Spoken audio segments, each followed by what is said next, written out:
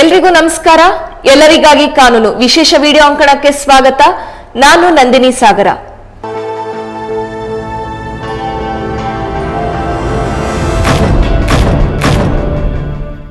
ಕಾನೂನನ್ನ ಸರಳವಾಗಿ ಅರ್ಥೈಸುವ ಪ್ರಯತ್ನವೇ ಎಲ್ಲರಿಗಾಗಿ ಕಾನೂನು.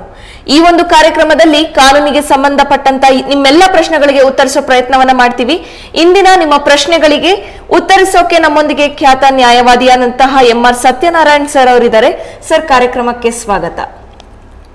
ಸರ್, ಎಂದಿನಂತೆ ವಾಟ್ಸ್ಆಪ್ ಪ್ರಶ್ನೆಗಳನ್ನ ತಗೊಂಡಿದೀವಿ. ಅರುಣ್ ಬಿ ಅನ್ನೋರು ಒಂದು ಪ್ರಶ್ನೆಯನ್ನ ಕಳಿಸಿದ್ದಾರೆ ಸರ್, ಇಂಗ್ಲಿಷ್ ನಲ್ಲಿದೆ. ರೆಸ್ಪೆಕ್ಟೆಡ್ ಸರ್, ಫಸ್ಟ್ ಕ್ವೆಶ್ಚನ್ ಅವ್ರದ್ದು. Judgment yet to come in district court, defendant parties didn't agreed for FDP in district court. And second, for FDP in district court should both parties have to agree or what? Property is in taluk. Next, in FDP, how and who will decide which part is for whom? ನಂತರದಲ್ಲಿ ಮತ್ತೊಂದು ಪ್ರಶ್ನೆ ಕೇಳಿದ್ದಾರೆ.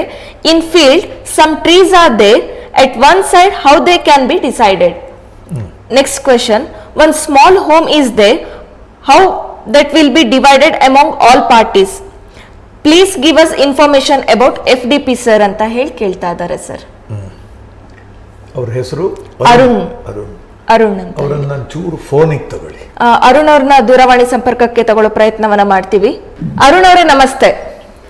ನಮಸ್ತೆ. ನಾವು Kannada medium ಆಫೀಸಿಂದ ಕರೆ ಮಾಡ್ತಾ ಇದೀವಿ.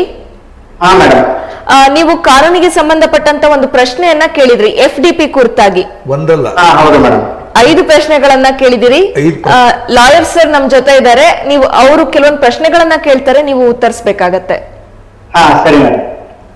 ಅರುಣ್, ಸರ್, FDP ಅನ್ನೋದು ಶುರುವಾಗಿದೆಯಾ ಡಿಸ್ಟ್ರಿಕ್ಟ್ ಕೋರ್ಟ್ ನಲ್ಲಿ? ಡಿಸ್ಟ್ರಿಕ್ಟ್ ಕೋರ್ಟ್ ಅಲ್ಲಿ ಜಡ್ಜ್ಮೆಂಟ್ ಆಗಿದೆ ಸರ್. ನಾವು ಅದನ್ನ ಆಸ್ತಿ ಎಲ್ಲಿದೆಯೋ ಅಲ್ಲಿ ಬಂದು FDP ಹಾಕೊಂಡಿದ್ದೇವೆ ಸರ್. ಅಲ್ಲ, ಒಂದ್ ನಿಮಿಷ. ನಿಮ್ದು ಜಡ್ಜ್ಮೆಂಟ್ ಯಾವ ಕೋರ್ಟ್ ಅಲ್ಲ ಆಯ್ತು? ಫಸ್ಟ್ ಯಾವ ಊರಿನಲ್ಲಿ?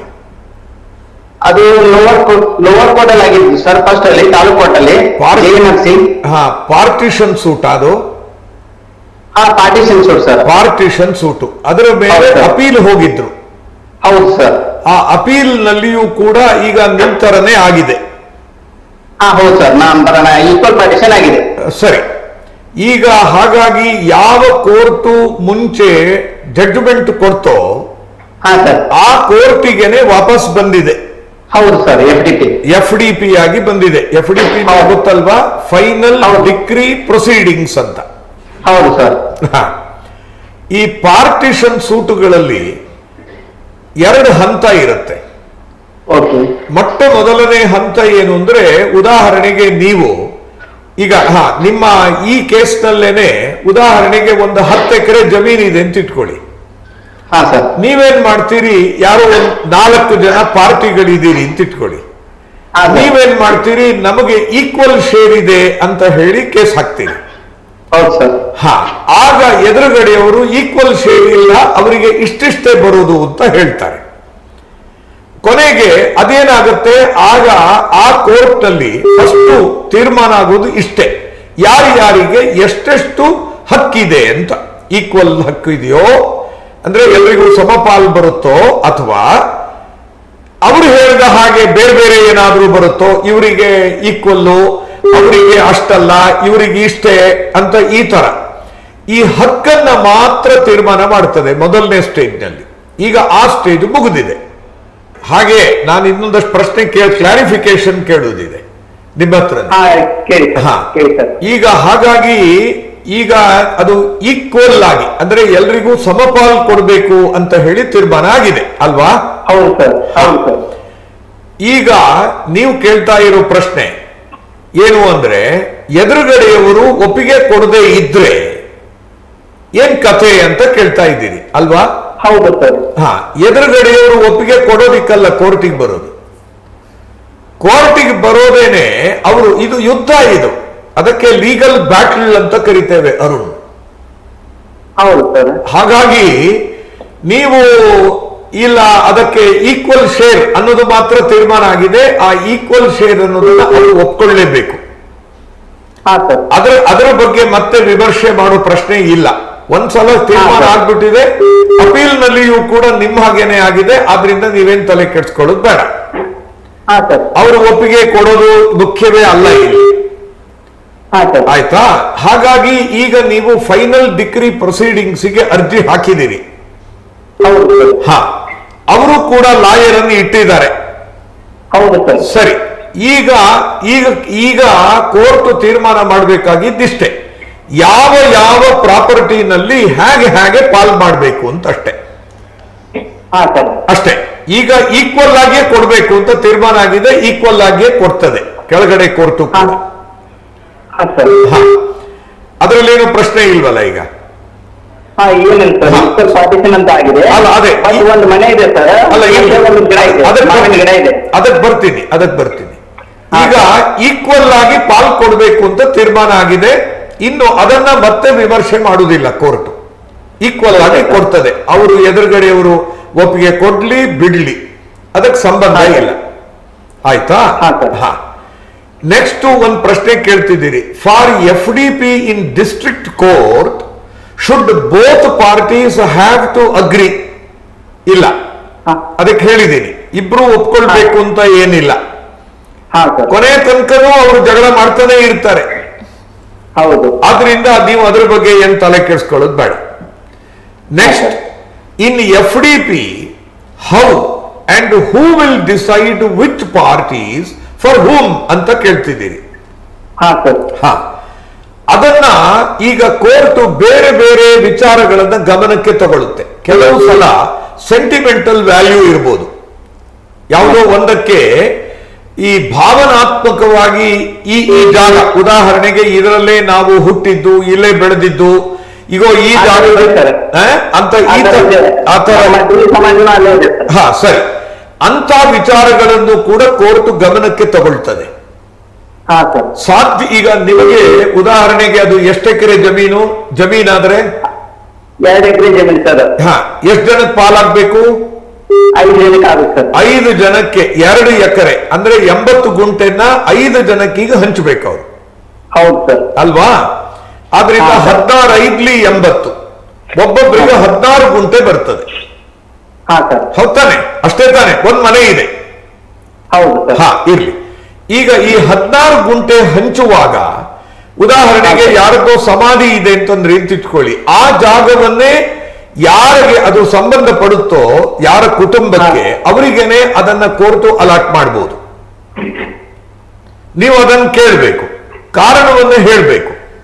ಈ ಜಾಗನೇ ನಮಗ್ ಬೇಕು, ಯಾಕೆ ಅಂತಂದ್ರೆ ಅದಕ್ಕೆ ಇದು ಕಾರಣ ಅಂತ ನೀವು ಕೋರ್ಟಿಗೆ ವಿವರಣೆ ಕೊಡಬೇಕು. ಕೊಟ್ರೆ ಕೋರ್ಟು ಸಾಧಾರಣವಾಗಿ ಅದೇ ತರದಲ್ಲೇನೆ ಪಾಲ್ ಮಾಡ್ತಾ ಹೋಗ್ತದೆ. ಕೋರ್ಟೇ ಪಾಲ್ ಮಾಡೋದು ಇದನ್ನ. ಈ ಹಿಂದೆಯಾದ್ರೆ ಇದಕ್ಕೊಂದು ಪ್ರಾಬ್ಲಮ್ ಇತ್ತು. ಯಾವುದು? ಕೋಡ್ ಆಫ್ ಸಿವಿಲ್ ಪ್ರೊಸೀಜರ್ 1908 ಅಂತ. ಅದರಲ್ಲಿ ಒಂದು ಪ್ರಾಬ್ಲಮ್ ಇತ್ತು. ಏನು ಅಂತಂದ್ರೆ, ರೆವೆನ್ಯೂ ಸರ್ವೆ ನಂಬರ್ ಆಗ್ಬಿಟ್ರೆ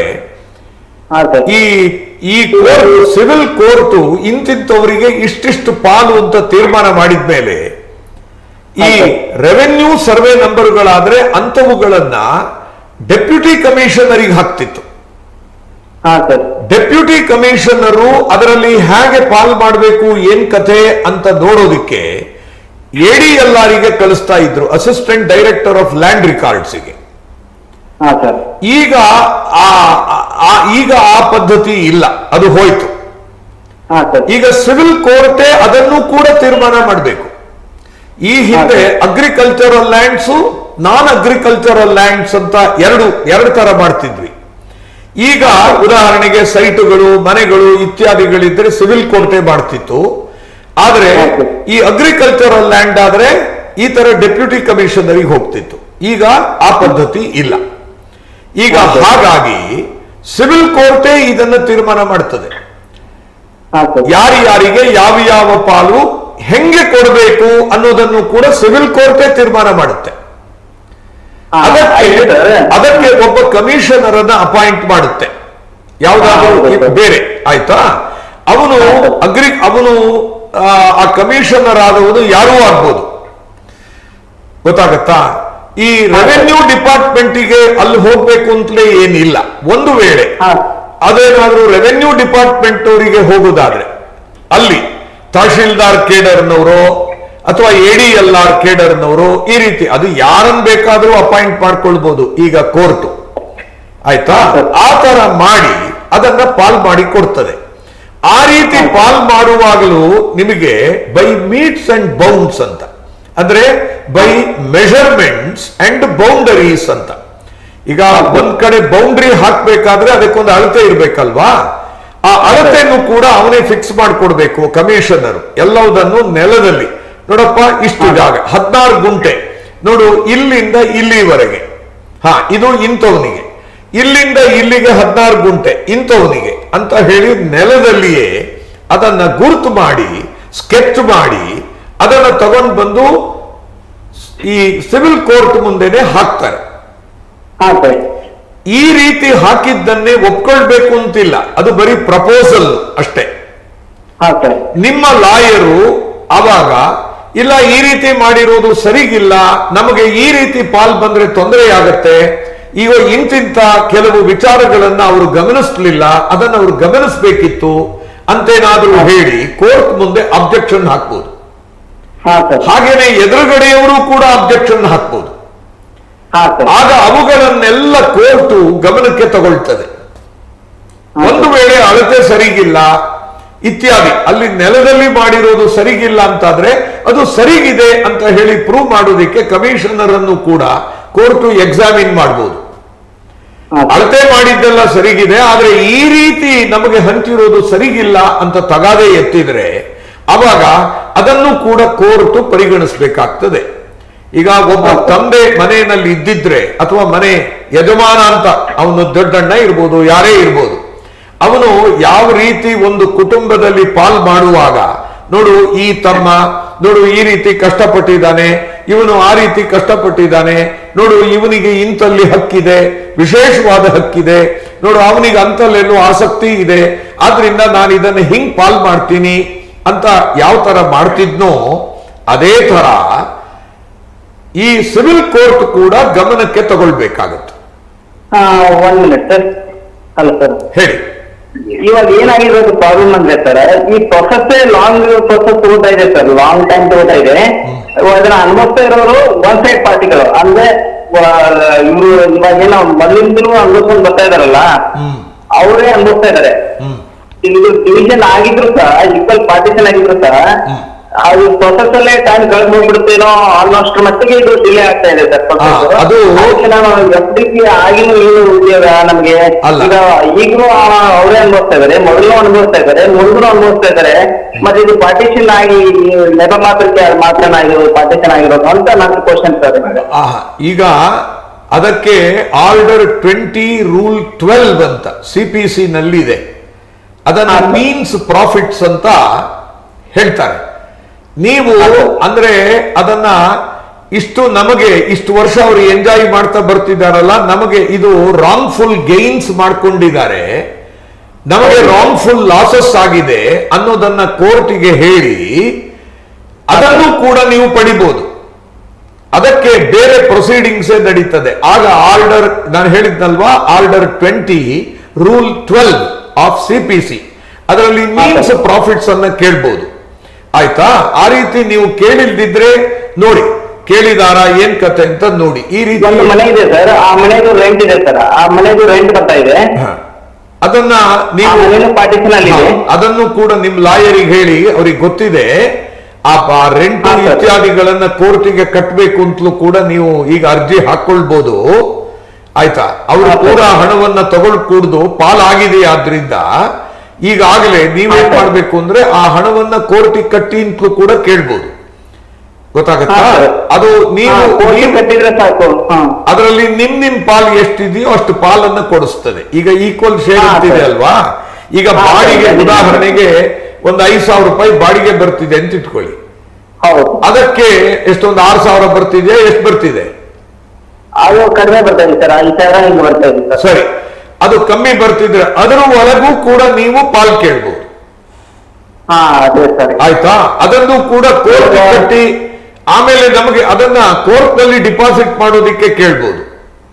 ಹಾ, ಕೋರ್ಟಿಗೆ ಡೆಪಾಸಿಟ್ ಮಾಡಿದ್ರೆ ಸಾಕು ಸರ್. ಅದು ಈಕ್ವಲ್ ಪಾರ್ಟಿಷನ್ ಆದ್ಮೇಲೆ ಅದಕ್ಕೆ ನೀವು ಅರ್ಜಿ ಹಾಕ್ಬೇಕು, ಕೋರ್ಟಿಗೆ ಕೇಳಬೇಕು, ಕೋರ್ಟಿಗೆ ನೀವು ರಿಕ್ವೆಸ್ಟ್ ಮಾಡಬೇಕು. ಕೋರ್ಟೇ ಅದನ್ನ ಯಾವುದನ್ನು ಏಕಾಏಕಿ ಏನನ್ನು ಮಾಡಕ್ ಹೋಗಲ್ಲ. ನಿಮ್ಮ ಲಾಯರು ಅದಕ್ಕೆ ಅರ್ಜಿ ಹಾಕ್ಬೇಕು, ಅದಕ್ಕೆ ಕೋರ್ಟು ಆವಾಗ ಕನ್ಸಿಡರ್ ಮಾಡುತ್ತೆ. ನೀವು ಅರ್ಜಿ ಹಾಕಿದ ಕೂಡಲೇ ಅದನ್ನ ಎಸ್ ಅನ್ನಲ್ಲ, ಎದುರುಗಡೆ ಅವರಿಗೆ ಅಬ್ಜೆಕ್ಷನ್ಗೆ ಟೈಮ್ ಕೊಡ್ತದೆ. ಅವರ ಅಬ್ಜೆಕ್ಷನ್ಸ್ ಏನ್ ಹೇಳ್ತದೆ ಅನ್ನೋದನ್ನು ಕೇಳ್ತಾರೆ. ಯಾರು ಕೋರ್ಟ್ನವರು, ನ್ಯಾಯಾಧೀಶರು ಕೇಳ್ತಾರೆ. ಕೇಳ್ಬಿಟ್ಟು ಒಂದು ತೀರ್ಮಾನಕ್ಕೆ ಕೊಡ್ತಾರೆ. ಒಂದು ವೇಳೆ ಅವರು ಮಾಡಿದ ಆರ್ಡರ್ ನಿಮಗೆ ಸರಿ ಕಾಣದೇ ಇದ್ರೆ ಮತ್ತೆ ಮೇಲಿನ ಕೋರ್ಟಿಗೆ ಹೋಗ್ಬೋದು. ಅಲ್ಲಿ ಆಯ್ತಾ, ಎಲ್ಲೂ ಕೂಡ ಲೇಟ್ ಆಗುತ್ತೆ ಅನ್ನೋದು ಏನು ಮಾಡಕ್ಕಾಗಲ್ಲ. ಏನ್ ಮಾಡೋದು, ನಾನಾ ಕಾರಣಗಳಿದಾವೆ ಲೇಟ್ ಆಗೋದಕ್ಕೆ. ಆಯ್ತಾ, ನಾನು FTP ಕೇಸ್ ನೋಡಿದಿಲ್ಲ ಸರ್, ಬೇರೆದವ್ರದ್ದು ಒಂದು ಅಂದಾಜು 10 ವರ್ಷ ಹೋಗಿದಾವೆ, 8 ವರ್ಷ ಹೋಗಿದಾವೆ, ಹೋಗ್ತಾವೆ. ಅವರು ಅನುಭವಿಸ್ತಾ ಹೋದ್ರೆ ಎಂತ ನನ್ನ ಲೆಕ್ಕಾಚಾರದಲ್ಲಿ ಅಲ್ಲ. ಆ ಪ್ರಶ್ನೆಗೆ ಅದಕ್ಕೆ ನಾನು ಉತ್ತರ ಕೊಡಕ್ ಬರುವುದಿಲ್ಲ. ಅದಕ್ಕೆ ಲೆಜಿಸ್ಲೇಚರ್ ಉತ್ತರ ಕೊಡಬೇಕು, ಶಾಸಕಾಂಗ. ಮತ್ತೆ ಅದಕ್ಕೆ ನಾನಾ ತೊಂದರೆಗಳಿದೆ. ಆಯ್ತು, ಅದನ್ನ ಸುಪ್ರೀಂ ಕೋರ್ಟ್ನವರು ಪದೇ ಪದೇ ಯಾವಾಗ್ಲೂ ಹೇಳ್ತಾನೆ ಇರ್ತಾರೆ, ನಮ್ಮನ್ನ ನೀವು ನಿರ್ಲಕ್ಷ್ಯ ಮಾಡ್ತಿದ್ದೀರಿ ನ್ಯಾಯಾಂಗವನ್ನ ಅಂತ. ಈ ದೇಶದ ಒಳಗೆ ಇಷ್ಟು ಜನಸಂಖ್ಯೆ ಇದೆ, ಇಷ್ಟು ಕೇಸಸ್ ಇದೆ. ಆಯ್ತಾ, ನೀವುಗಳು ಉದಾಹರಣೆಗೆ ಇವರುಗಳು ಅವರ ಸಂಬಳ ಏರಿಸ್ಕೊಳ್ತಾರೆ, ಭತ್ತೆ ಏರಿಸ್ಕೊಳ್ತಾರೆ, ಶಾಸಕಾಂಗದ್ದು ಎಲ್ಲವುದನ್ನ ಯಾವುದೇ ಚರ್ಚೆ ಇಲ್ಲದೆ ಎಲ್ಲರೂ ಒಪ್ಪಿಗೆ ಕೊಟ್ಟು ಒಂದೇ ದಿನದಲ್ಲಿ ಒಂದೇ ಗಂಟೆಯಲ್ಲಿ ಪಾಸ್ ಆಗಿ ಹೋಗ್ತದೆ. ಅದೇ ನ್ಯಾಯಾಂಗದ ಕೆಲವು ಸೌಲಭ್ಯಗಳು, ಉದಾಹರಣೆಗೆ ಇಷ್ಟು 1000 ಜನ ಇದ್ದಾರೆ, ಇಷ್ಟು 1000 ಜನಕ್ಕೆ ಎಷ್ಟು ನ್ಯಾಯಾಲಯಗಳಿದೆ, ಒಬ್ಬ ನ್ಯಾಯಾಧೀಶ ಒಂದು ದಿನಕ್ಕೆ ಎಷ್ಟು ಕೇಸು ಇತ್ಯರ್ಥ ಮಾಡ್ಬೋದು. ಆಯ್ತಾ, ಒಂದು 10,000 ಕೇಸುಗಳು ಇದಾವಾದ್ರೆ ದಿನಕ್ಕೆ ಎಷ್ಟು ಕೇಸ್ ನಡೆಸಬಹುದು ಒಬ್ಬ ನ್ಯಾಯಾಧೀಶರು. ಆಯ್ತಾ, ಅವರ ಪರಿಮಿತಿ ಏನು. ಆಯ್ತಾ, ಅವಸರದಲ್ಲಿ ಮಾಡ್ಬೋದಾ. ಈಗ ಯಾವುದೋ ತಾಲೂಕ್ ಆಫೀಸಿಗೆ ಹೋಗಿ ಒಂದು ಅರ್ಜಿ ಕೊಟ್ಬಿಟ್ಟು ತಕ್ಷಣ ಅದನ್ನ ಎಂತದೋ ಒಂದು ಆರ್ಡರ್ ಮಾಡ್ದಂಗ್ ಮಾಡಕ್ಕಾಗಲ್ಲ. ಒಬ್ಬ ಜಡ್ಜ್ ಆದವರು ಅದನ್ನ ಎರಡೂ ಕಡೆಯವರನ್ನ ಕೇಳಬೇಕು. ಅವಸರ ಅನ್ನೋದು ಪ್ರಶ್ನೆ ಬಂದಿಲ್ಲ. ಅದಕ್ಕೆ ನೀವು ಅರ್ಥ ಮಾಡ್ಕೊಳ್ಳಿ, 10 ವರ್ಷ 12 ವರ್ಷ ತಗೊಳ್ಳೋದಿಕ್ಕೆ ಅದು ಕೂಡ ಕಾರಣ. ಕೆಲವು ಸಲ ನ್ಯಾಯವಾದಿಗಳು ಕಾರಣ ಆಗ್ತಾರೆ, ಕೆಲವು ಸಲ ಪಾರ್ಟಿಗಳು ಕಾರಣ ಆಗ್ತಾರೆ, ಕೆಲವು ಸಲ ಪಾರ್ಟಿಗಳಲ್ಲಿ ಯಾರೋ ಸತ್ತು ಹೋಗ್ತಾರೆ. ಆಗ ಆ ಸತ್ತೋದವರದ್ದು ಲೀಗಲ್ ರೆಪ್ರೆಸೆಂಟೇಟಿವ್ಸ್ ಅನ್ನ ನಾವು ರೆಕಾರ್ಡಿಗೆ ತರಬೇಕು. ಆಯ್ತಾ, ಹೀಗೆ ಕೆಲವು ಸಲ ಇದ್ದಕ್ಕಿದ್ದ ಹಾಗೆ ರಜಾ ಡಿಕ್ಲೇರ್ ಆಗ್ಬಿಡುತ್ತೆ. ಕೆಲವು ಸಲ ನಾವು ರೆಡಿ ಇರ್ತೇವೆ, ಆಗ ಎದುರುಗಡೆ ನ್ಯಾಯವಾದಿಗಳಿಗೆ ಬೇರೆ ಯಾವುದೋ ಕೇಸ್ ಬಿದ್ದಿರುತ್ತೆ. ಅಥವಾ ನಮಗೇನೆ ಅವತ್ತಿನ ದಿನ ನಾವು ರೆಡಿ ಇರ್ತೇವೆ, ಅಷ್ಟೊತ್ತಿಗೆ ನಮ್ಮನೆಲ್ಲೇ ಏನೋ ಪ್ರಾಬ್ಲಮ್ ಬರುತ್ತೆ, ನಾವೇ ಬರಕ್ಕಾಗಲ್ಲ. ಆಯ್ತಾ, ಈ ರೀತಿ ನಾನಾ ಕಾರಣಗಳು. ಆಯ್ತಾ ಮಿಸ್ಟರ್ ಅರುಣ್, ಆ ಡಿಲೇ ಬಗ್ಗೆ ನಾನು ಅರುಣ್, ಡಿಲೇ ಬಗ್ಗೆ ನಾನು ಉತ್ತರ ಕೊಡಕ್ಕೆ ಇದು ವೇದಿಕೆ ಅಲ್ಲ, ಅದಕ್ಕೆ ಬಹಳ ಚರ್ಚೆ ಆಗ್ಬೇಕು. ಅದು ಬಿಟ್ಬಿಡಿ, ಆಯ್ತಾ, ಅದು ಬಿಟ್ಬಿಡಿ. ಈಗ ನಾನಾ ಕಾರಣಗಳಿದೆ, ನಾನು ಹೇಳ್ತಾ ಇರೋದು ಬರೀ ಚೂರು ಮಾತ್ರ. ಈಗ ಗೊತ್ತಾಯ್ತಾ? ಇನ್ನು ತುಂಬಾ ಕಾರಣಗಳಿದೆ. ಆಯ್ತಾ, ಅದು ಬೇರೆ ಕಡೆಯಲ್ಲಿ ಚರ್ಚೆ ಆಗ್ಬೇಕು, ತೀರ್ಮಾನ ಆಗ್ಬೇಕು. ಅದರಿಂದ ನಾನು ನೀವು ತಲೆ ಕೆಡಿಸ್ಕೊಳ್ಳೋದ್ರಿಂದ ಮುಗಿಯೋದಿಲ್ಲ. ಬಟ್ ಚರ್ಚೆ ಆಗ್ಬೇಕು, ಇದ್ರ ಬಗ್ಗೆ ತೀರ್ಮಾನ ಬೇರೆ ಕಡೆ ಆಗ್ಬೇಕು. ಈಗ ನೀವು ಇನ್ನೊಂದು ಪ್ರಶ್ನೆ ಕೇಳಿದ್ದೀರಿ, ಕೆಲವು ಅಲ್ಲಿ ಮರಗಳಿದಾವೆ, ಆ ಮರಗಳನ್ನ ಹೆಂಗೆ ಡಿಸೈಡ್ ಮಾಡುವುದು ಅಂತ. ಆ ಮರಗಳನ್ನ 16 ಗುಂಟೆ ಕೊಡ್ತಾ ಬಂದಾಗ ಮರಗಳನ್ನು ಸೇರಿಸಿ ಪಾಲ್ ಮಾಡಬಹುದಾದ್ರೆ, ಉದಾಹರಣೆಗೆ ಪೂರ್ವ ದಿಕ್ಕಲ್ಲಿ ಪೂರ್ವದ ಬೌಂಡ್ರಿ ಇದೆ ಅಂತ ಇಟ್ಕೊಳ್ಳಿ, ಪೂರ್ವದ್ದು ಬೌಂಡ್ರಿ ಲೈನ್, ಅಲ್ಲಿ ಸಾಲಾಗಿ ಮರಗಳಿದಾವೆ ಅಂತ ಇಟ್ಕೊಳ್ಳಿ. ಆವಾಗ ನಾವು ಪಾಲನ್ನ ಹೆಂಗ್ ಮಾಡ್ಬೋದು, ಉತ್ತರ ದಕ್ಷಿಣವಾಗಿ ಮಾಡಿಬಿಟ್ರೆ ಯಾರೋ ಒಬ್ಬನಿಗೆ ಮರಗಳು ಹೋಗ್ಬಿಡ್ತವೆ. ಅದ್ರ ಬದಲು ಪೂರ್ವ ಪಶ್ಚಿಮವಾಗಿ ಪಾಲ್ ಮಾಡಿದ್ರೆ ಆವಾಗ ಅಲ್ಲಿ ಎಷ್ಟೋ ಮರಗಳಿದಾವೆ ಅಂತ ಇಟ್ಕೊಳ್ಳಿ, ಒಂದು 20 ಮರ ಇದೆ ಅಂತ ಇಟ್ಕೊಳ್ಳಿ. ಆಗ ಒಬ್ಬೊಬ್ಬರಿಗೆ 4 ಮರ ಬರೋ ಹಾಗೆ ಪಾಲ್ ಮಾಡಬಹುದೇ, ಮಾಡ್ಬೋದು. ಅಥವಾ ಅದರಲ್ಲಿ ಸ್ಟ್ರೈಟ್ ಲೈನ್ ಬದಲು ಅಲ್ಲಿ ಮಾತ್ರ ಡೊಂಕಾಗಿ ತಕೊಂಡು ಮರಗಳನ್ನು ಕೂಡ ಸೇರಿಸ್ಕೊಳ್ಳೋ ಹಾಗೆ ಒಟ್ಟು 16 ಗುಂಟೆ ಕೊಡೋದು. 16 ಗುಂಟೆ ಕೊಡೋದು ಅಂತಂದ್ರೆ ಬೌಂಡ್ರಿ ಅನ್ನೋದು ಇದೆಯಲ್ಲ, ಅದು ಚೌಕಾಕಾರದಲ್ಲೇ ಇರಬೇಕು ಅಂತಿಲ್ಲ, ಅಂದ್ರೆ ಚೌಕದಲ್ಲೇ ಇರಬೇಕಾಗಿಲ್ಲ, ಅಥವಾ ತ್ರಿಕೋನದಲ್ಲಿ ಇರಬೇಕು ಅಂತಿಲ್ಲ, ಅಥವಾ ಅದು ಇನ್ನು ಹೇಗೋ ಅಂಕು ಡೊಂಕಾಗಿರ್ಬೇಕು ಅಂತಲೂ ಇಲ್ಲ. ಅಲ್ಲಿನ ಪರಿಸ್ಥಿತಿ ನೋಡಿ ಆ ಸರ್ವೆ ನಂಬರ್ ಯಾವ ತರ ಇದೆ ಅನ್ನೋದನ್ನ ನೋಡ್ಬೇಕಾಗತ್ತೆ ಮಿಸ್ಟರ್ ಅರುಣ್. ಫಾರ್ ಎಕ್ಸಾಂಪಲ್ ಹೇಳ್ತಾ ಇದ್ದೀನಿ ಸರ್, ಇಲ್ಲ, ನೀವು ಇರೋದನ್ನ ಹೇಳ್ತಾ ಇದ್ದೀನಿ. ಇದು ಒಂದೇ ಒಂದು ಮರ ಇರೋದು ಸರ್, ಮಾವಿನ ಮರ ಇರೋದು. ಹಾ ಅದು ಒಂದೇ ಕಡೆ ಇದೆ ಸರ್, ಉದ್ದ ಕೇವಲ ಇದೆ. ಹಾ, ಅದನ್ನ ಅಡ್ಡಕ್ಕೆ ಭಾಗ ಮಾಡಕ್ಕೆ ಬರೋದಿಲ್ಲ. ಹಾಗಾದ್ರೆ ಒಂದೇ ಮರ ಇರುದಾ? ಹಾ, ಒಂದೇ ಮರ ಇರೋದು, ಅದು ಒಬ್ಬರಿಗೆ ಸೇರುತ್ತೆ ಸರ್. ಅಲ್ಲ, ನಿಮ್ ಪ್ರಶ್ನೆಯಲ್ಲಿ in field some trees are there ಅಂತ ಕೊಟ್ಟಿದ್ದೀರಿ. ಹೌದು, ಒಂದೇ tree ಅಂತ ಇದೆ ಸರ್, ಜಾಲಿ ಮರ ಅವ್ ಮರ ಇದೆ. ಅದ್ರ ಬಗ್ಗೆ ನಾವು ತಲೆ ಕೆಟ್ಟೋಲ್ಲ, ಹೋದ್ರೆ ಹೋಗಿ ಬಿಡಪ್ಪ. ಆದ್ರೆ ನಮ್ಗೆ ಬೇಕಾಗಿರೋದೇನು ಮಾವಿನ ಮರ ಒಂದೇ. ಈಗ ಹೊಂಗೆ ಮರ ಒಂದೇ ನಿಮ್ ಸಮಸ್ಯೆ, ಮಾವಿನ ಮರ. ಮಾವಿನ ಮರ ಸರ್, ಮಾವಿನ ಮರ. ನೀವೀಗ ಆ ಮಾವಿನ ಮರದ ಬಗ್ಗೆ ಬೇರೆ ಬೇರೆ ರೀತಿಯಲ್ಲಿ ಅದನ್ನ ಪರಿಹರಿಸ್ಕೊಳ್ಬಹುದು, ಆಯ್ತಾ? ಅದರದ್ದು ವ್ಯಾಲ್ಯೂ ಕಟ್ಟಿಸ್ಬೋದು. ವ್ಯಾಲ್ಯೂನ ಹೆಂಗ್ ಕಟ್ತೀರಿ ಅನ್ನೋದು ಅದು ನಿಮ್ಮ ಇದಕ್ಕೆ ಬಿಟ್ಟಿದ್ದು, ಪದ್ಧತಿಗೆ, ಆಯ್ತಾ? ಅದರ ವ್ಯಾಲ್ಯೂ ಕಟ್ಟಿ ಯಾರು ಮಾವಿನ ಮರವನ್ನು ಇಟ್ಕೊಳ್ತಾನೆಯೋ ಅವನಿಗೆ 16 ಗುಂಟೆ ಕೊಡೋ ಬದಲು 10 ಗುಂಟೆ ಕೊಡ್ತೇವೆ. ಉದಾಹರಣೆಗೆ 4 ಗುಂಟೆನ 4 ಉಳಿದವರು ಹಂಚ್ಕೊಳ್ತೇವೆ. ಅಥವಾ ಆ ಮಾವಿನ ಮರದ ವ್ಯಾಲ್ಯೂ ಇಷ್ಟು, ಅದನ್ನ ಅವನು ಹಣನ ನಮಗ್ ಕೊಡ್ಲಿ. ಆ ಹಣವನ್ನ, ಯಾಕೆಂದ್ರೆ ಮರ ಇದೆ ಕೂಡಲೇ ಮಾವಿನ ಮರ ಇದ್ಬಿಟ್ರೆ ಆ ನೆಲಕ್ಕೆ ವ್ಯಾಲ್ಯೂ ಹೆಚ್ಚಿದೆ, ಹೌದು ಆಯ್ತಾ? ಆವಾಗ ಅವನಿಗೆ 16 ಗುಂಟೆ ಕೊಡೋ ಬದಲು ಕಮ್ಮಿ ಗುಂಟೆ ಕೊಡೋಣ. ಈ ರೀತಿ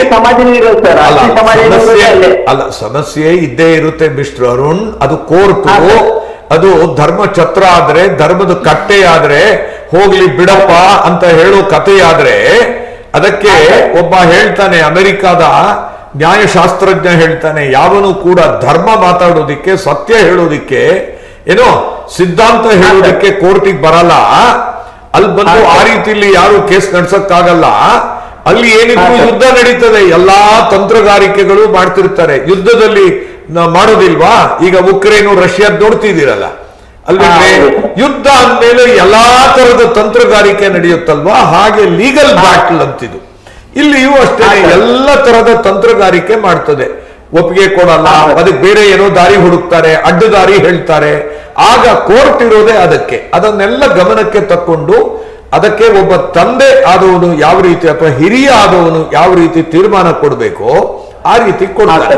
ನಾನು ಬರೀ ಉದಾಹರಣೆ ಕೊಡ್ತಾ ಇರೋದು. ಏನು ಅಂದ್ರೆ, ಅಲ್ಲಿ ಮಾವಿನ ಮರ ಇದೆ, ಆದ್ರಿಂದ ಅದರ ವ್ಯಾಲ್ಯೂ ಜಾಸ್ತಿ, ಆದ್ರಿಂದ ಆಯ್ತಾ, ಅದಕ್ಕೆ ನೀವು 16 ಗುಂಟೆ ಕೊಡಬೇಡಿ, 10 ಗುಂಟೆ ಕೊಡಿ ಅವನಿಗೆ, ಅಥವಾ 12 ಗುಂಟೆ ಕೊಡಿ ಅಂತ ಈ ರೀತಿ ಬೇರೆ ಬೇರೆ ತಗಾದೆಗಳು ತೆಗಿಬಹುದು, ಆಯ್ತಾ? ಒಂದೇ ಮರ ಇದ್ರೆ, ಆಯ್ತಾ? ಅಥವಾ ಆ ಮರದ ವ್ಯಾಲ್ಯೂ ಕಟ್ಸಿ ಆ ಮರದ ವ್ಯಾಲ್ಯೂನ ಹಣದ ರೂಪದಲ್ಲಿ ಉಳಿದವರು ತಗೊಳ್ಬಹುದು. ಈ ತರ ಅದಕ್ಕೆ ಬೇರೆ ಬೇರೆ ತರ ಇದೆ, ಗೊತ್ತಾಯ್ತಾ? ಕೆಲವರು ಆ ಮರನೇ ತೆಗೆದು ಬಿಡಿ ಅಂತ ಹೇಳಿ ಮರನ ಏಕಾಏಕಿ ತೆಗೆಸಿದ ಹೀರೋಗಳು ಇದ್ದಾರೆ ಕೋರ್ಟ್ನಲ್ಲಿ, ಗೊತ್ತಾಯ್ತಾ? ಆ ಮರನೇ ಸತ್ತೋಗ್ಬಿಡ್ತು ಅಂತ ಹೇಳಿ, ಆಯ್ತಾ? ಇವರ ಜಗಳಕ್ಕೆ ಮರನ್ನೇ ಕೊಂದು ಹಾಕಿದವರು ಇದ್ದಾರೆ, ಗೊತ್ತಾಯ್ತಾ? ಆ ತರನು ಮಾಡಿದವರು ಇದ್ದಾರೆ. ಅಲ್ಲ, ನಿಮಗೆ ಹೇಳ್ತಾ ಇರೋದು, ಗೊತ್ತಾಯ್ತಾ? ಅದಕ್ಕೆ ಅದನ್ನ ಎಲ್ಲಾ ತರದ ತಂತ್ರಗಾರಿಕೆಗಳು ನಡೀತದೆ, ಗೊತ್ತಾಗತ್ತಾ? ಅಥವಾ ಆ ಮರ ಈ ಸರ್ವೆ ನಂಬರ್ ನಲ್ಲಿ ಇಲ್ವೇ ಇಲ್ಲ, ನೋಡಿ ಅದು ಪಕ್ಕದ ಸರ್ವೆ ನಂಬರ್ ನಲ್ಲಿ ಬರುತ್ತೆ ಅಂತ ಸ್ಕೆಚ್ ತಯಾರು ಮಾಡಿ ಕೊಟ್ಟು, ಆಯ್ತಾ? ಅವನ ಕೊನೆಗೆ ಆದ್ರೆ ಎಂಜಾಯ್ಮೆಂಟ್ ಅಲ್ಲಿ ಅವನೇ ಇಟ್ಕೊಳ್ಳುವಂತ ಬೃಹಸ್ಪತಿಗಳೂ ಇದ್ದಾರೆ ಕೋರ್ಟ್ ಒಳಗೆ, ಆಯ್ತಾ? ಎಲ್ಲ ಹೌದಾ? ಸರಿ ಬಿಡಿ, ಮಧ್ಯದಲ್ಲಿ ಇದ್ರೆ ನೀವು ಒನ್ ಸೈಡ್ ಅಂತ ಬರ್ದಿದ್ದೀರಿ, ಅಟ್ ಒನ್ ಸೈಡ್ ಅಂತ. ಹೊಲದಲ್ಲಿ ಮಾಡುವಾಗ ಒಂದ್ ಸೈಡ್ ಬರುತ್ತೆ, ಅದು ಅಷ್ಟು ಅಂಟು ದಾಟಿ ಕಣ್ಣು ಕಟ್ಟಿ ಹೋಗುವಷ್ಟು ಬರಿಗಿಲ್ಲ ಸರ್. ಗೊತ್ತಾಗುತ್ತೆ ಇದು ನಮ್ಮ ಹೊಲದಲ್ಲಿ ಇದೆ. ಅವಾಗ ಪ್ರಶ್ನೆ ಹೆಂಗ್ ಬರ್ಬೇಕಿತ್ತು ಅಂದ್ರೆ, ಸರ್ವೆ ನಂಬರಿನ ಮಧ್ಯದಲ್ಲಿ ಒಂದು ಮಾವಿನ ಮರವಿದೆ, ಅದನ್ನ ಹೇಗೆ ಪಾಲ್ ಮಾಡುವುದು ಅಂತ ಕೇಳ್ಬೇಕಿತ್ತು. ಇಲ್ಲಿ ನೆಕ್ಸ್ಟ್ ಟೈಮ್ ಪ್ರಶ್ನೆ ಕೇಳುವಾಗ ಇನ್ನು ಚಂದ ಕೇಳಿ. ಈಗ ಇನ್ನೊಂದು ಕೇಳಿದಿರಿ, one small home is there, how that will be divided among all parties. ಸಣ್ಣ ಮನೆ ಇದ್ರೆ ಎಲ್ಲರೂ ಅದರಲ್ಲಿ ವಾಸ ಮಾಡಕ್ ಆಗಲ್ಲ. ಇದುವರೆಗೆ ಮಾಡಿದ್ರ ಸಣ್ಣ ಮನೆಯಲ್ಲಿ?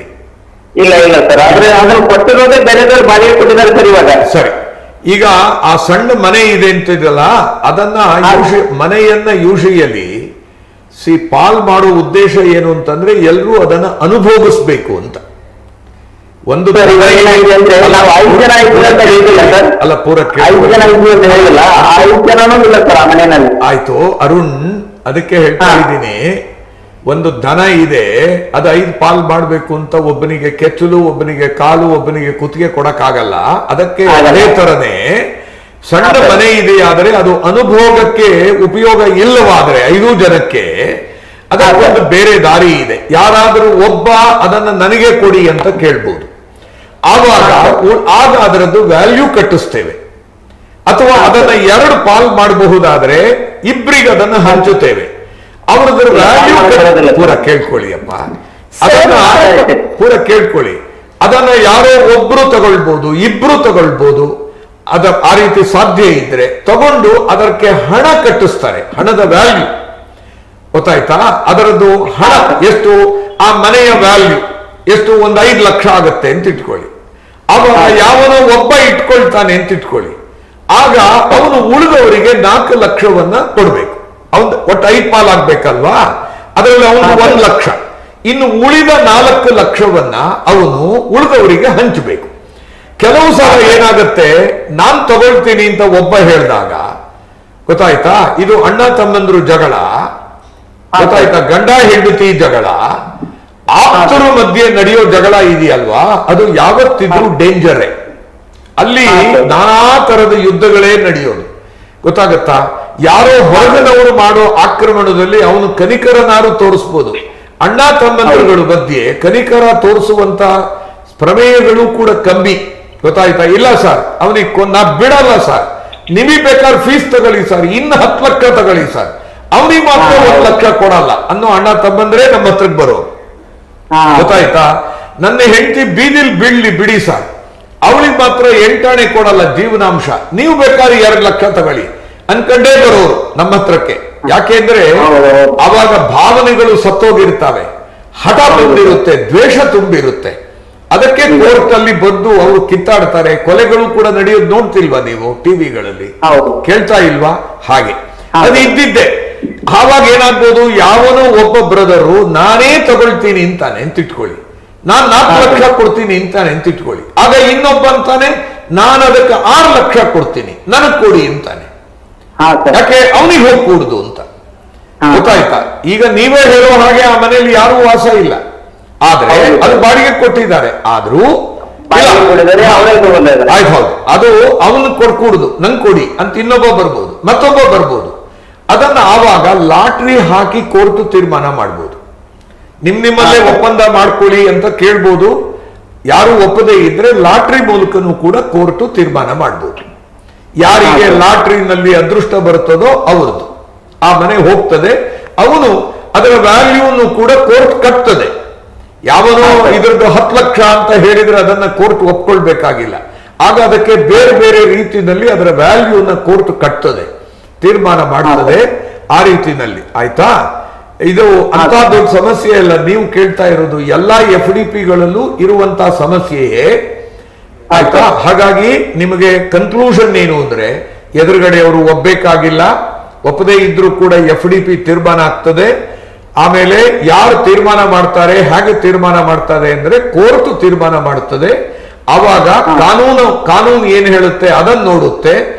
ಕಾನೂನು ಇಲ್ಲದೆ ಇರುವ ಕಡೆ ಈಕ್ವಿಟಿ ಅಂತ ಇರುತ್ತೆ, ಅಂದ್ರೆ ಯಾರಿಗೆ ನ್ಯಾಯನ ಹೆಂಗ್ ಒದಗಿಸ್ಬೋದು ಅಂತ ಅದ್ರ ಮೂಲಕ ತೀರ್ಮಾನ ಮಾಡುತ್ತೆ. ಆಮೇಲೆ ಇನ್ನೊಂದನ್ನ ಹೇಳ್ತೇವೆ ಗುಡ್ ಕಾನ್ಶನ್ಸ್ ಅಂತ, ಅಂದ್ರೆ ಒಳ್ಳೆ ಮನಸ್ಸಿಂದ ಒಬ್ಬ ತೀರ್ಮಾನ ಕೊಟ್ರೆ ಯಾವ ರೀತಿ ತೀರ್ಮಾನ ಕೊಡ್ತಾನೆ ಆ ರೀತಿನೂ ಕೂಡ ಕೋರ್ಟು ತೀರ್ಮಾನ ಕೊಡ್ತದೆ. ಹೀಗೆ ಗೊತ್ತಾಯ್ತಾ? ಹಾಗೆ ಕಾನೂನು, ಈಕ್ವಿಟಿ ಮತ್ತು ಗುಡ್ ಕಾನ್ಶನ್ಸ್ ಅಲ್ಲ, ಅಥವಾ ಜಸ್ಟಿಸ್ ಅಂತಲೂ ಕರಿತೇವೆ. ಜಸ್ಟಿಸ್, ಈಕ್ವಿಟಿ ಅಂಡ್ ಗುಡ್ ಕಾನ್ಶನ್ಸ್ ಅಂತ 3 ಪದ ನಿಮ್ ಲಾಯರ್ ಬಳಸಿರ್ತಾರೆ ನೋಡಿ, ಆಯ್ತಾ? ಆಮೇಲೆ ಯಾರಿಗೆ ಯಾವ ಪಾಲು ಹೆಂಗ್ ಕೊಡ್ಬೇಕು ಅನ್ನೋದನ್ನ ಕೋರ್ಟ್ ಡಿಸೈಡ್ ಮಾಡುತ್ತೆ, ಆಯ್ತಾ? ಕೊನೆಗೆ ಮರದ ವಿಚಾರದಲ್ಲಿ ನಾನೀಗ ಹೇಳಿದ ಹಾಗೆ ಒಬ್ಬರಿಗೆ ಅದನ್ನ ಕೊಡೋದಾದ್ರೆ ಆಗ ಮರದ ವ್ಯಾಲ್ಯೂ ಕಟ್ಟಿಸ್ತದೆ, ಅದನ್ನ ಎಲ್ರಿಗೂ ಹಂಚಿಸ್ತದೆ. ಉಳಿದವರಿಗೆ ಯಾರು ಮರ ಇಟ್ಕೊಳ್ತಾನೋ ಅವನು ಅದರ ದುಡ್ಡು ಕೊಡ್ಬೇಕಾಗತ್ತೆ, ಗೊತ್ತಾಗತ್ತ? ಒಂದು ವೇಳೆ ಇಲ್ಲ ಮರ ನಂಗ್ ಬೇಕು ಅಂತ ಯಾವನೋ ಕೇಳೋದಾದ್ರೆ ಅದು ಯಾರದೋ ಪಾಲಿಗೆ ಬರುತ್ತೆ ಅಂತ ಇಟ್ಕೊಳ್ಳಿ ನೆಲ, ಆವಾಗ ಅವನು ಅದನ್ನ ಇಟ್ಕೊಳ್ಳೋದಾದ್ರೆ ಹೆಚ್ಚಿಗೆ ಒಂದು ದುಡ್ಡು ಕೊಡ್ಬೇಕು, ಇಲ್ಲದೆ ಇದ್ರೆ ಕಮ್ಮಿ ಎಕ್ಸ್ಟೆಂಟ್ ತಗೊಳ್ಬೇಕಾಗ್ಬೋದು. ಅದನ್ನ ಕೋರ್ಟ್ ಡಿಸೈಡ್ ಮಾಡ್ತದೆ. ಸಣ್ಣ ಮನೆ ಇದೆ ಅಂತೀರಿ, ಅದು ಯಾರೇ ಒಬ್ರು ತಗೊಳ್ಳೋದಾದ್ರೆ ಅವರಿಗೆ ಅದನ್ನು ಕೊಡ್ತದೆ. ಅದರ ಹಣದ ಭಾಗ ಏನಿದೆ ಪಾಲ್ ಮಾಡಿ 5 ಲಕ್ಷ ಅದರದ ವ್ಯಾಲ್ಯೂ ಇದ್ರೆ ಒಬ್ಬೊಬ್ಬರಿಗೆ 1 ಲಕ್ಷ ಯಾವನ್ ಇಟ್ಕೊಳ್ತಾನೆ ಅವನು ಕೊಡ್ಬೇಕಾಗತ್ತೆ. ಆ ರೀತಿ ಆಯ್ತಾ? ಹೀಗೆ ತೀರ್ಮಾನ ಆಗತ್ತೆ. ಡಿಲೇ ಬಗ್ಗೆ ನಾನು ಏನು ಹೇಳಕ್ಕಾಗಲ್ಲ. ಅದು ಕೋರ್ಟಿಗೆ ಬಂದಿದ್ದೀರಿ, ಅದಕ್ಕೆ ಒಂದು ಮಾತಿದೆ. ಏನೋ ಕೊನೆಗೆ ನಿಮಗೆ ಮುಕ್ತಾಯ ಮಾಡ್ತಾ ಹೇಳ್ತಾ ಇದ್ದೀನಿ. ಏನಯ್ಯ ಕೋರ್ಟಿಗೆ ಹೋಗ್ತೀಯಾ ಅಂತ ಕೇಳ್ತಾರೆ ಪ್ರಶ್ನೆ. ನಾನು ಹೇಳ್ತಿರ್ತೀನಿ ನನ್ನ ಆಫೀಸ್ನಲ್ಲಿ, ನೋಡು ಕೋರ್ಟಿಗೆ ಬರ್ಬೇಡ ಕಣಯ್ಯ, ಸಾಧ್ಯವಾದಷ್ಟು ತೀರ್ಮಾನ ಅಲ್ಲೇ ಮಾಡ್ಕೊಳ್ಳಯ್ಯ ಅಂತ. ನಾನು ADLR ಆಗಿ ಆಫೀಸರ್ ಆದಾಗ್ಲೂ ರೈತರುಗಳಿಗೆ ಜಗಳಾಡೋರಿಗೆ ಹೇಳ್ತಿದ್ದೆ, ನೋಡು ನೀನು ಜಮೀನಲ್ಲಿ ಇರ್ತೀಯಲ್ಲ, ಒಂದು ಹಾವು ಕಡಿತು ಅಂತ ಇಟ್ಕೋ, ನಾನ್ ಬರಲ್ಲ ನಿನ್ನನ್ನ ಅದನ್ನ ತಗೊಂಡೋಗಿ ಆಸ್ಪತ್ರೆಗೆ ಸೇರ್ಸಕ್ಕೆ, ಈ ಪಕ್ಕದವನೇ ಬರ್ಬೇಕು. ಏನೋ ಅವನೇನಾದ್ರೂ ಇದ್ರೆ ಅಕ್ಕಪಕ್ಕದವರು ನೆರೆಹೊರೆಯವರು ಚಂದದಲ್ಲಿ ಬದುಕೋದು ಕಲೀರಿ ಇತ್ಲು ಬುದ್ಧಿ ಹೇಳ್ತಾ ಇದ್ದೆ ಆಫೀಸರ್ ಆದಾಗ. ಅದು 1987ರಿಂದ 91ನೇ ಇಸ್ವಿವರೆಗೆ ಬಿಡಿ, ಬಹಳ ವರ್ಷಗಳಾಗೋಯ್ತು ಈಗ. ಆಯ್ತಾ? ಈಗ ಇನ್ನು ಕತ್ತಿ ದೊಣ್ಣೆ ಕೋಲು ಎಲ್ಲ ಬಂದ್ಬಿಟ್ಟಿದೆ ಬಿಡಿ. ಅದರಲ್ಲೂ ಒಳ್ಳೆಯವರು ಇದಾರೆ, ಆದ್ರೆ ಅದರಲ್ಲೂ ಒಳ್ಳೆ ಮನಸ್ಸಿನವ್ರು ಇರ್ತಾರೆ. ಅಣ್ಣ ತಮ್ಮಂದಿರುಗಳ ಜಗಳ ಇವತ್ತು ನೆನ್ನೆದ್ದಲ್ಲ, ಏನು ಬಹಳ ಹಿಂದೆ, ರಾಮಾಯಣಕ್ಕಿಂತಲೂ ಹಿಂದಿನ ಕಾಲದಿಂದ ಇದೆ. ಮಹಾಭಾರತಕ್ಕಂತೂ ಹೆಸರುವಾಸಿ ಅದು, ಗೊತ್ತಾಗತ್ತಾ? ಆದ್ರಿಂದ ಸೌಹಾರ್ದಯುತವಾಗಿ ಬಗೆಹರಿಸ್ಕೊಳ್ರಯ್ಯ ಅಂತ ನಾನು ಬುದ್ಧಿ ಹೇಳ್ತಿರ್ತೀನಿ. ಅದಕ್ಕೆ ಕೊನೆಗೆ ಒಂದು ಮಾತೇನು ಅಂದ್ರೆ, ನೋಡು ಕೋರ್ಟಿಗೆ ಹೋಗ್ತೀಯಾ, ಸರಿಯಾಗಿ ಯಮನ್ ಕೇಳ್ಕೊ ನಿನ್ನ ಆಯುಷ್ಯ ಎಷ್ಟಿದೆ ಅಂತ, ಆಯುಷ್ಯ ನೋಡ್ಕೊ. ಕುಬೇರನ್ ಕೇಳು, ದುಡ್ಡು ಬೇಕಾಗ್ಬೋದು ನಿಂಗೆ ಅಂತ. ಏನು ಕುಬೇರನ ಹತ್ರ ದುಡ್ಡು ತರ್ಬೇಕಂತೆ, ಯಮನ ಹತ್ರ ಆಯುಷ್ಯ ತರ್ಬೇಕಂತೆ, 2 ಇದ್ರೆ ಕೋರ್ಟಿಗೆ ಬರ್ಬೇಕಂತೆ ಅಂತ. ಏನೂ ಮಾಡಕ್ಕಾಗಲ್ಲ. ಆಯ್ತಾ ಅರುಣ್? ಸರಿ, ಆಯ್ತು. ಅರುಣ್ ಅವರೇ, ದೂರವಾಣಿ ಸಂಪರ್ಕಕ್ಕೆ ಸಿಕ್ಕು ಸರ್ ಕೇಳಿದಂತ ಪ್ರಶ್ನೆಗಳಿಗೆ ಉತ್ತರಿಸಿದ್ದೀರಿ, ಧನ್ಯವಾದಗಳು ಅರುಣ್ ಅವರೇ. ಸರ್, ಹಾಗೆ ಅರುಣ್ ಅವರ ಎಲ್ಲಾ ಪ್ರಶ್ನೆಗಳಿಗೂ ನೀವು ಉತ್ತರಿಸಿದ್ರೆ ನಿಮ್ಗೂ ಕೂಡ ಧನ್ಯವಾದಗಳು ಸರ್.